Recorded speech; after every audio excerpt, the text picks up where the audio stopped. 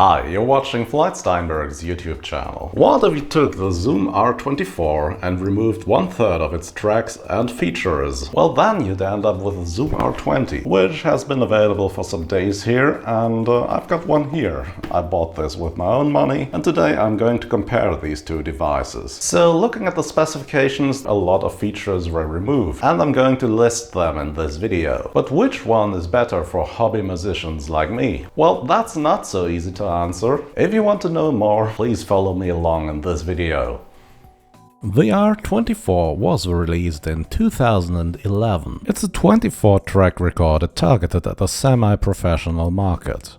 It's still available in shops, which speaks for its popularity. The R20 was released in 2021, but appeared in retail stores in early 2022. Like its predecessor, it's targeted at a semi-professional audience. So far, reception has been a bit critical. I'll do this video as a simple list. In the first part, I'll list all the features the R24 has that the R20 doesn't have. In the second part, I'll list the features the R20 has that the R24 doesn't have. And then I'll record a short demo using 3 synthesizers at once on both machines and will then present a conclusion. First, let's take a look at what both machines have in common. They're roughly the same size and both have 8 audio XLR inputs and one 6.35mm stereo output and headphone jack. Both can record up to 8 audio tracks simultaneously in standalone mode or as an audio interface. Tracks can be recorded in stereo or mono. Both have buttons, knobs and faders to adjust preamp strength, track volume, and to arm or disarm a track for recording. Both machines can apply various insert and send effects to your tracks. Tracks can also be EQ'd and panned. Both machines have a built-in drum computer, which can be used to accompany your music. Also, your musical projects can be saved to a USB stick or SD card, both as a mixdown or as separate tracks for further processing in your digital audio workstation. Tracks can also be sequenced. That means you can record a take and just repeat it in parts of your song for convenience. You can also set markers in your project for quick navigation, and you can set up loops for rehearsing specific parts of your song. You'll also find various goodies, like a guitar tuner and a metronome on both machines. Both machines have switches to turn on phantom power for microphones that need it, and there are high sensitivity switches for connecting guitars directly to these recorders without needing an additional amplifier. Now let's take a look at what you lose if you decide to move from the R24 to the R20. Most obviously, you lose 8 audio tracks, as is the R20, despite its name, is a 16-track recorder. The R24 can record in up to 96 kHz in interface mode and up to 48 kHz in standalone mode, but then you can't use the built-in effects. The R24 has a set of microphones for stereo recordings, which are not too shabby. I frequently use them to record my piano. The R24 can be powered by 6 AA batteries, which will typically last for 3 to 4 hours, and that's enough time for recording a live concert. The R24 can be linked by USB to another R24, so you can record 16 audio tracks synchronized. There are drum pads, so you can play and record drum tracks live, and instead of only one drum kit, you can choose from several drum kits, which all sound quite good.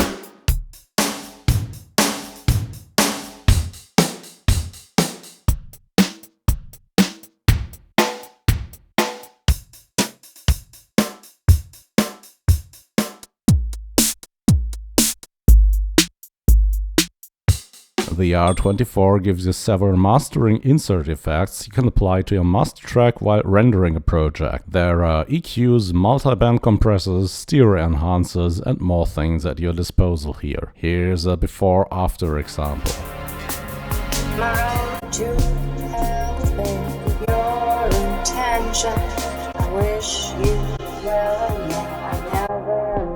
On the mixer screen, each track can have its chorus and reverb adjusted separately. On the EQ screen, you can set up the EQ to be a filter to remove unwanted mud and noise. The R24 can be powered by a USB cable only while using it as an audio interface or card reader. Instead of only two 6.35mm audio inputs, you get 8 of them. And due to its lack of a touch screen, the R24 has a lot more buttons for navigating the menus and tracks and setting up things.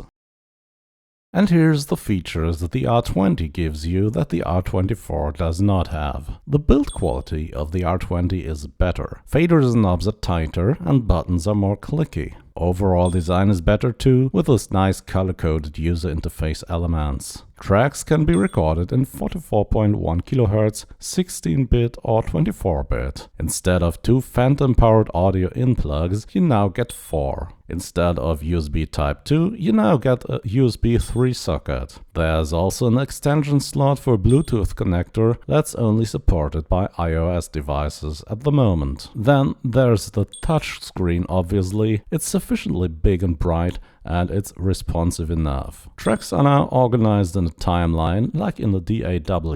The sequencer is thus more easily understandable and flexible, and audio editing like trimming, stretching, looping, copying and pasting is much less of a hassle. Overall, I'd say this is a big step up from what the R24 had on offer. Also, the R20 has a built-in synthesizer, which can provide one of 20 instruments per track, one of them being a drum synth. Sounds can't be edited, and the selection Zoom provided is best labeled as glorious 80s cheese. A project can only have one synth track, but you can easily convert those into audio tracks and add more synth stuff later. And you can uncheese the synth instruments by adding up to 5 effects of your choice per track. Tracks can now be rendered individually in place, so you don't need to mix them down to a master track and then move them back to the original track like on the R24. Overall, I like the new user interface. Everything is a bit more intuitive and quicker. In audio interface mode, you can now choose between stereo mixdown or 8-track. There's also a guitar lab mode, which lets you use all the internal effects. Effects can be set up in an app running on your PC or on your phone. There are some more details I found. For example, in USB interface mode, the headphone out and stereo out now show up individually, so you have 4 separate audio outputs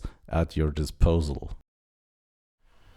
Okay, so far this doesn't look favorable for the R20, doesn't it? A lot of features were removed in moving from the R24 to the newer R20, and the usability of the touchscreen is at least debatable. So why is it hard to decide which one is the better one for hobby musicians? I'll show you a short experiment, and I'll explain my setup very clearly in order to not make any mistakes, and then you can decide for yourself which of these two machines is the better one. Here we go. Okay, so what I'm going to do is to create 3 musical sequences on my synths: synthwave, ambient and rock. I'll use synthesizers because playing back synthesizer tracks will always get the same result. I'll set all the preamps to the 12 o'clock position on both the R20 and the R24, and then I'll record half a minute of audio first on the R24, then on the R20. I'll then render a mixdown on both machines, load that mixdown into Audacity and normalize it so the volume is exactly the same on both takes. And then I'll load both takes into my video editor, and I will play back those tracks to you, alternating between both takes every 2 seconds. You will see which machine you're listening to at the moment on screen. And by the way, if you like this video and content like this, please consider subscribing. Seeing those numbers grow makes me happy and keeps me motivated to post stuff about gear like this and other things. Thank you.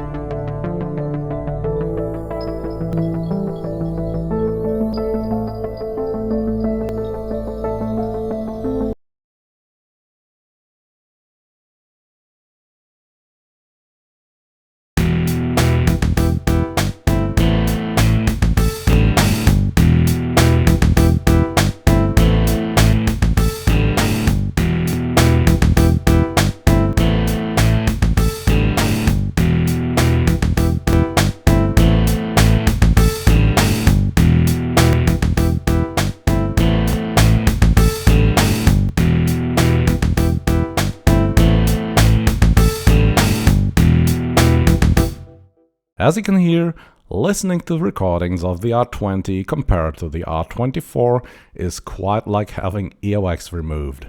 Everything is more clear and transparent, and it has more body to it, especially drums and bass recordings.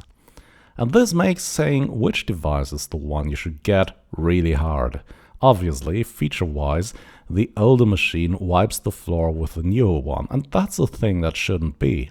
On the other hand, the R20 scores what really matters: sound quality and usability. Still, I wonder why Zoom wasn't able to include all the good stuff found on the R24 in the R20 as well. They improved the pattern editor greatly, for example, but removed all the drum kits but one. And the built-in time-stretched drum loops are a really strange addition. Overall, the lack of MIDI sync is quite baffling, especially considering the R20 has a MIDI import now. Personally, I'd like to see an editor for the synth sounds someday, so here's hoping that Zoom might provide some updates in the future. Seen as what it is, the R20 certainly is good value for your money. The thing is that the R24 was even better value for your money back when it was released.